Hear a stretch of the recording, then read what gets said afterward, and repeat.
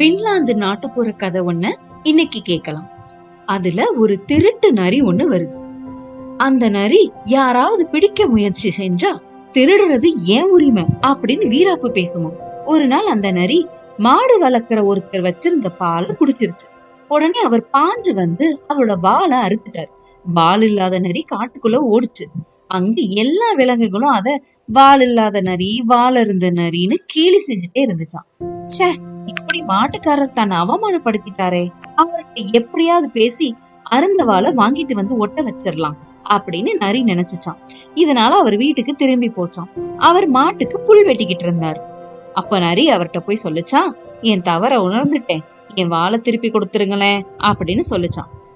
மாட்டுக்காரர் உடனே, சரி, அப்போ நீ திருடின ஒரு குவளை பாலை எனக்கு திருப்பி கொடு, அப்போ உன் வாழை தரேன் அப்படின்னு சொன்னாராம். உடனே அந்த நரி பசுட்ட போய், பசுவே பசுவே, என் வாழை இந்த மாட்டுக்காரர் துண்டிச்சுட்டாரு, நீ எனக்கு ஒரு குவளை பால் மட்டும் கொடு, நான் இதை கொடுத்துட்டு வாழை திரும்பி வாங்கிக்கிறேன்னு சொல்லிச்சான்.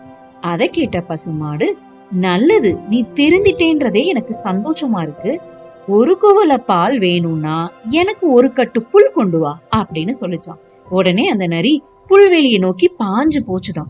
புல்லே புல்லே, என் அருந்த வாழை மீட்க ஒரு கட்டு புல்ல மட்டும் தேவைப்படுது, அறுத்துக்கட்டுமா அப்படின்னு கேட்டுச்சான். அதுக்கு புல்லு சந்தோஷமா, அறுத்துக்கோ, ஆனா அதுக்கு முன்னாடி ஒரு வாளி தண்ணி கொண்டு வந்து ஊத்தி என் தாகத்தை தீர்த்துட்டு பிறகு அறுத்துக்கோ அப்படின்னு சொல்லிச்சான். உடனே நரி தண்ணிக்காக பக்கத்துல இருந்த ஆத்துட்ட போய் தன் கோரிக்கைய வச்சுதான். உடனே ஆறு, நீ திருந்துறதுதான் முக்கியம், ஒரு வாளி தண்ணி கண்டிப்பா தரேன், ஆனா அதுக்கு முன்னாடி என் கரையில உள்ள மண்ணு உடைஞ்சு போயிருச்சு, ஒரு மூட்டை மண்ணு போட்டு கரைய சரி செஞ்சு கொடு, நான் உனக்கு தண்ணி தரேன் அப்படின்னு சொல்லிச்சான்.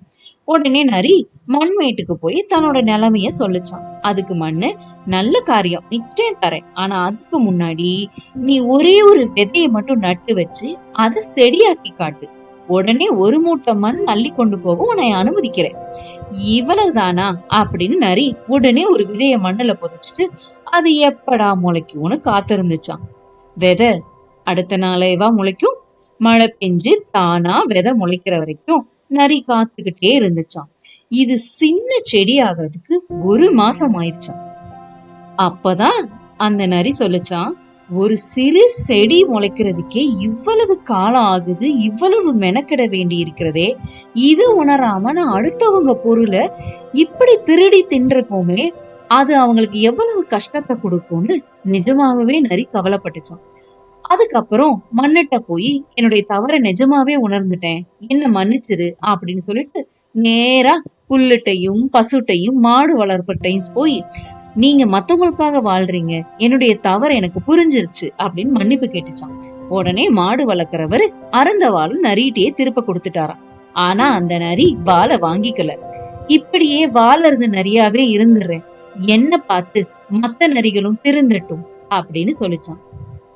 கதையில வர்ற நரி தன்னை உணர்ந்து முடிவுல திருந்துச்சு. ஆனா நாம